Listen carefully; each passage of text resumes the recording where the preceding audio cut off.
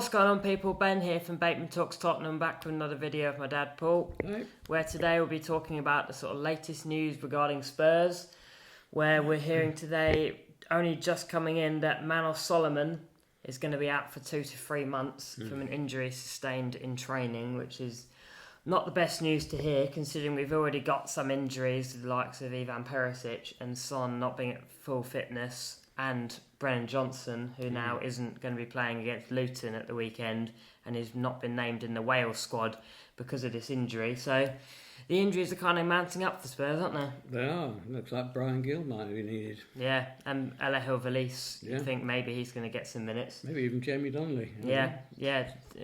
Very possible that is going to happen. I mean, it's a couple of weeks ago we had loads of attackers, and now they're kind of dropping like flies, aren't they? It's a shame, particularly considering Manos Solomon played quite well at the weekend when he came on. Yeah, he did.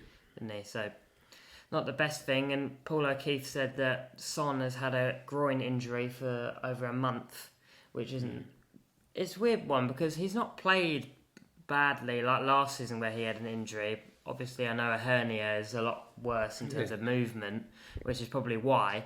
But it makes sense that he's then not being able to play so many minutes in the past 2 games if he's been struggling, isn't it? Yeah, but he still seemed to be running fast, didn't he? And pressing and chasing. Yeah. So it's a bit odd. Yeah, it might just be a case that he can't do it for long enough, because you think against Liverpool he came off in the 65th minute roughly. So that's probably why.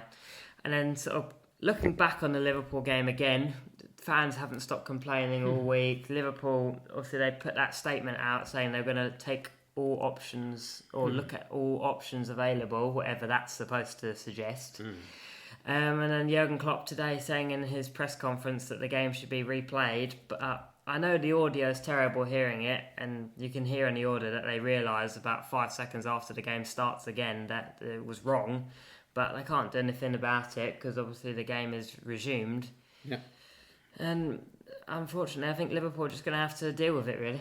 That's right. I mean, somebody said they'd have to play the Champions League final again. That's the thing, that not necessarily that game in particular, but there are loads of games where I know I do see Liverpool's argument of, well, this is a definitive goal that should be something where you can't guarantee a penalty is going to be scored, which is a fair point, but you don't know if they get that goal, is the game going to end 2-2? Or like in Spurs' point of view, it's not like Spurs have done anything wrong, so why should we lose the points?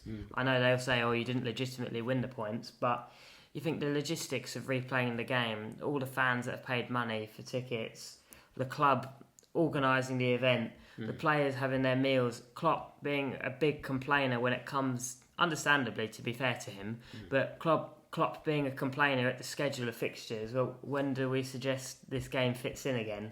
You know what I mean? Yeah. So I don't think it'll happen that it's replayed.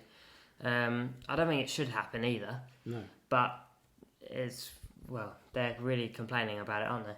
Yes. Well, as you say, it's understandable. But I was looking back at Brian Clough interviews the other day, and him saying a referee has 1 second to make a decision. I know this is before VAR. But there will be mistakes, and they have to be accepted. Yeah, I mean, there was a couple of years ago in Spurs-Liverpool when we played at our stadium in 2020, where Jordan Henderson handballed it in the build-up, and at that time, that meant that goal shouldn't have stood.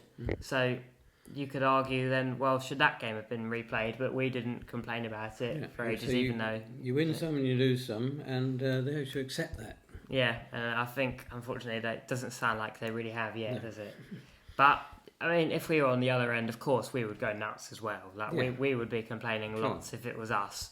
But I think they are just going to have to eventually move on.